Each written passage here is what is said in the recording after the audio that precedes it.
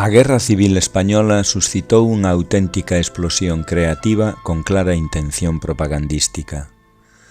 Os cartéis son unha testemuña gráfica que debe ser considerada como unha fonte histórica máis. A propaganda impresa da guerra vai unida á loita ideolóxica da época. Foi a chamada Guerra da Tinta. O cartelismo cultivouse en ambos os dous bandos. A temática é do máis variada, exaltación dos fins da guerra e dos combatentes, consignas políticas e consellos, propaganda, ridiculización e acusación do inimigo, celebracións. Os organismos estatais, os partidos políticos, os sindicatos, os periódicos, o exército, todos recorrerán aos cartéis. A Segunda República abriría o camiño a unha época de cambios e transformacións na sociedade española, pero as reformas insuficientes e lentas para uns e excesivas para outros dividirían o país en dous bandos irreconciliables que se enfrontaron coas armas durante 3 anos de fratricida guerra civil.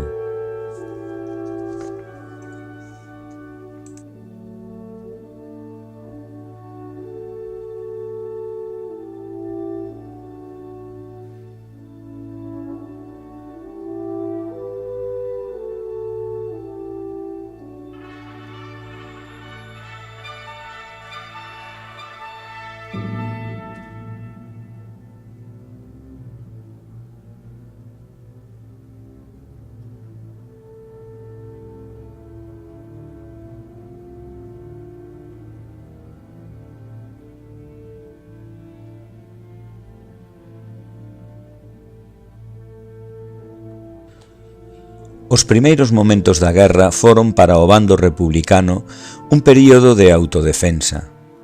O non haber un auténtico exército, as organizacións políticas e sindicais, sen esperar instrucións ou consentimento do goberno, ármanse elas mesmas e lánzanse contra as tropas rebeldes. O Partido Comunista de España quería o esforzo conxunto contra o alzamento fascista das centrais sindicais, CNT e UGT, e a unificación das organizacións xuvenís socialistas e comunistas. A República emprendera reformas para que a muller saíra da marxinación e fora recoñecida como unha cidadá cos mesmos dereitos que os homes. Así, en novembro de 1933, por vez primeira, máis de 6 millóns de mulleres tiveron dereito a exercer o voto.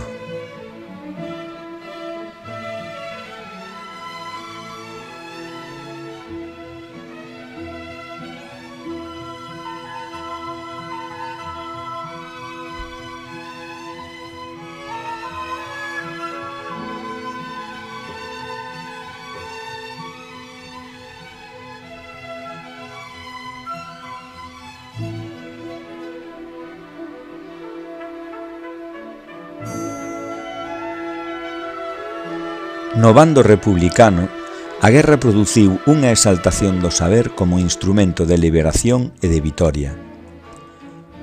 Creáronse milicias da cultura e desenvolveron a súa tarefa nas frontes, xa que a maioría dos mozos mobilizados eran campesiños, e deles preto dun 80% eran analfabetos.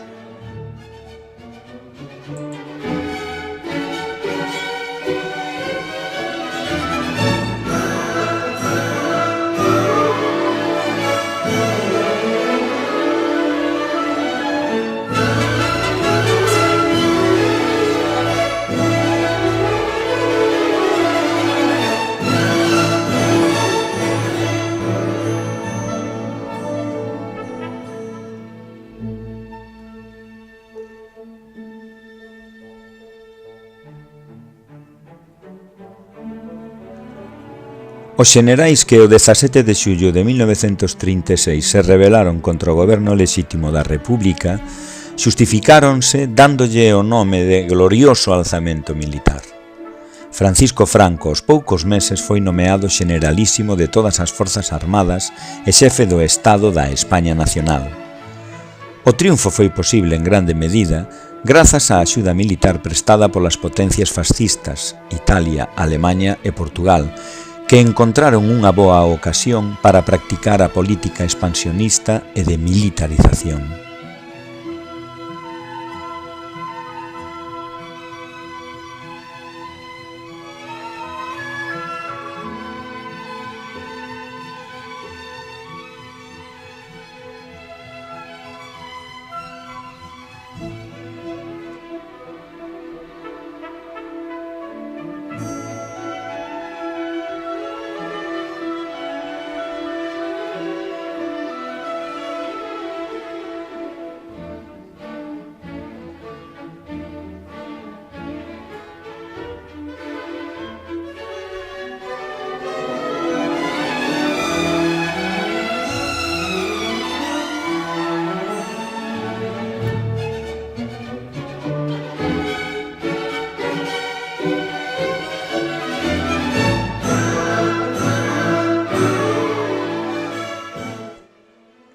alzamento fracasou na España máis industrializada e desenvolvida do leste e do norte, con maior número de obreiros industriais e unha agricultura máis evolucionada.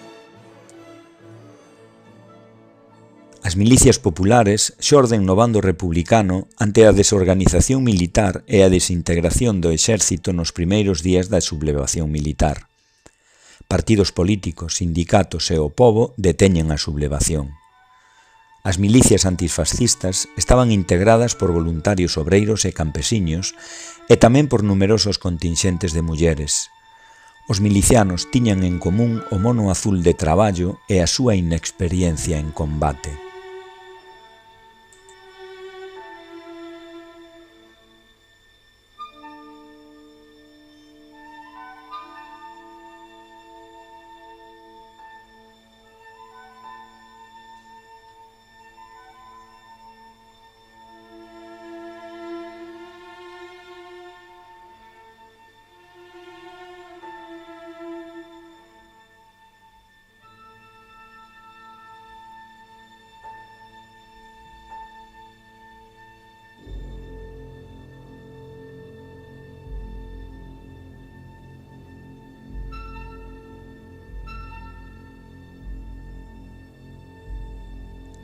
A Mariña e a aviación españolas permaneceron na súa maioría fiéis á República.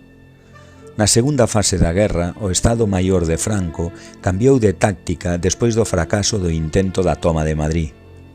A cidade foi bombardeada dende o aire para quebrar a moral da poboación. Por primeira vez na historia das guerras, a poboación civil coñeceu o terror dos bombardeos sistemáticos dende o aire. Non obstante, a resistencia permaneceu inquebrantable. Na Batalla de Madrid tiveron lugar os primeiros combates aéreos entre as forzas italo-xermanas por unha banda e os cazas rusos, supermoscas, pola outra.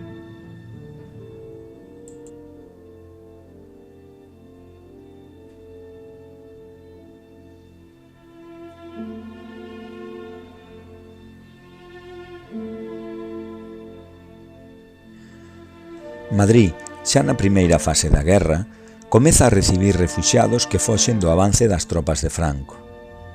Mentres que o goberno se traslada a Valencia, as organizacións políticas e sindicais asumen tarefas asistenciais como a evacuación. Nacían consignas que se fixeron míticas como "no pasarán". Lograron resistir ata finais de marzo de 1939.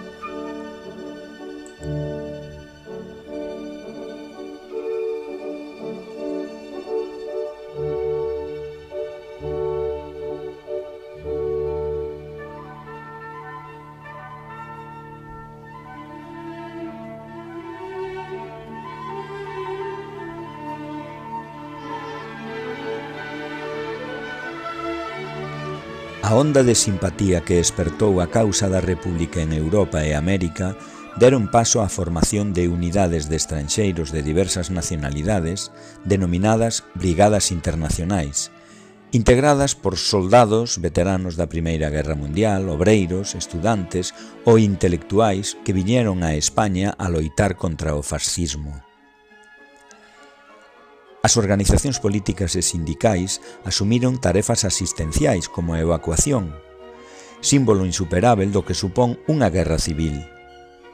Como non se podía evacuar a todos, déuselles prioridade aos nenos.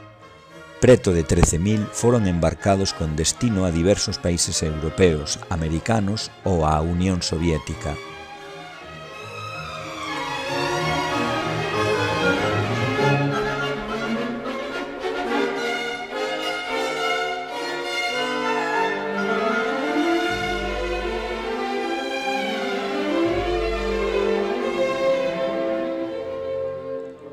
A Guerra Civil foi gañada polo bando nacional, integrado por unha coalición dereitista de oficiais do exército, terratenentes, empresarios e eclesiásticos que, asustados ante a Constitución de 1931, frearon as reformas emprendidas pola República no primeiro intento serio de modernización de España. Emprenderon unha contrarrevolución e restableceron os vellos privilexios. Para eles foi unha guerra santa, unha cruzada, bendicida pola Igrexa. Foi a cruzada dos bos españois nacionais contra os malos españois roxos. O lema España resucita agacha a sede de vinganza dos vencedores que nunca pensaron na reconciliación.